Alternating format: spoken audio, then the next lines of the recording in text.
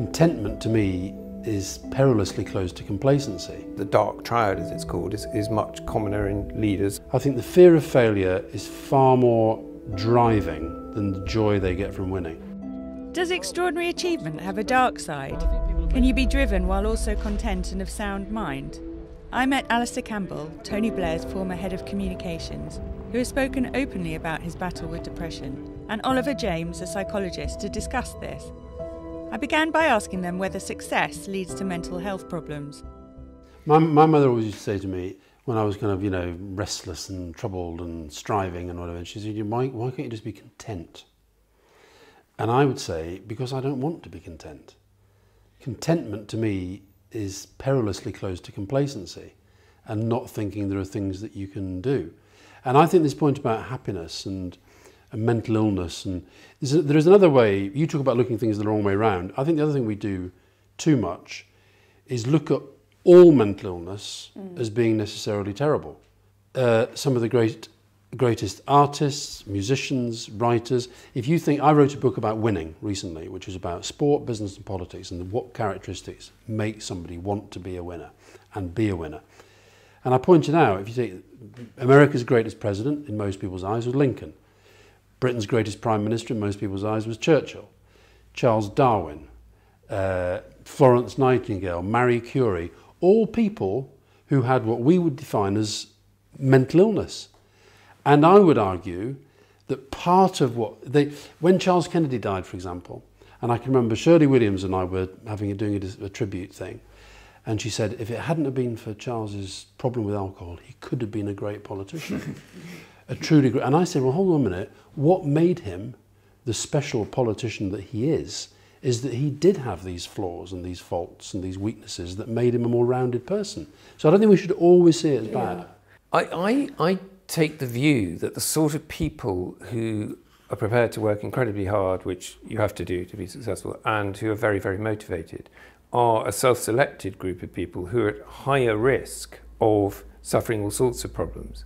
For instance, there is good evidence that the average chief executive in America is 6 times more likely to qualify for a diagnosis of psychopathy, in other words, cold, callous, ruthlessness, Machiavellianism. Or indeed become president. Or indeed. Well, it is a bit of a case study at the moment. Yes, absolutely.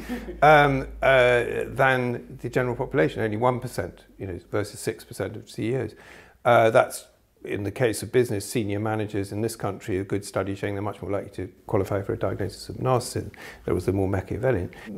The triad of narcissism, psychopathy, and or sociopathy, perhaps, and Machiavellianism. That triad, the dark triad, as it's called, is much commoner in leaders. And so, I think people get it the wrong way around. I mean, of course, there are exceptions where the talent is the key thing, but the talent itself, in most cases, only results from 10,000 hours of practice, in the case of piano players, as we know, chess players or whatever.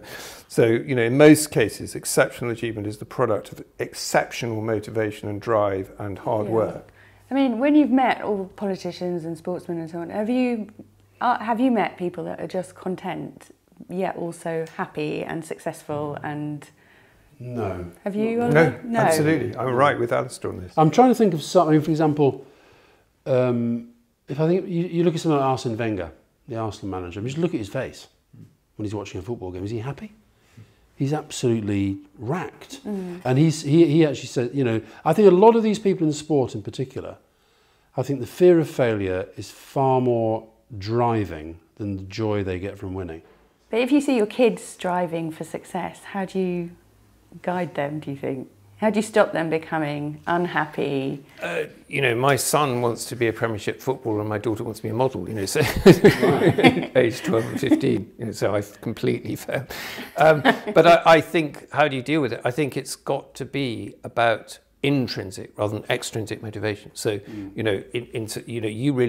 you really might have crashed and burned if you hadn't been intrinsically motivated. I mean, a key question for you and your childhood would be, to what extent did your striving to succeed, your huge skill at reading how words and behaviour will be seen, was one of your great skills and not the only one, of course, that, you know, where did this come from? Well, I would contend it must have come from you seeking a niche within your family and being able to convert that and find, you know, dealing with difficult experiences and feelings when you're very small and turning them into something very productive. But above all, that it's intrinsic motivation. In other words, that it's driven by yourself, that it's self-motivated, self-determined.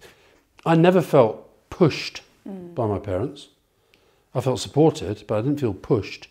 In fact, my mother especially was, if anything, trying to stop me pushing myself because she felt it was unhealthy, or she didn't understand it. A great deal of high achievement is that somebody has managed, through various accidents of their family history, to channel, and David Bowie, I wrote a book called Upping Your Ziggy about David Bowie, the idea that all of us have a Ziggy within us, so to speak, and that he embraced his madness, the fear of madness that came from his family. He had 3 psychotic aunts, a half-brother who committed suicide, and this all very preoccupied him with the greatest songs and the period of his greatest music, in most people's opinion. He embraced it through this character of Ziggy Stardust, who life imitating art. So he tried to live out that problem that he felt he had, that he knew he was exceptional. He knew from always that he was going to be famous and amazing. He just didn't know how he was going to handle it.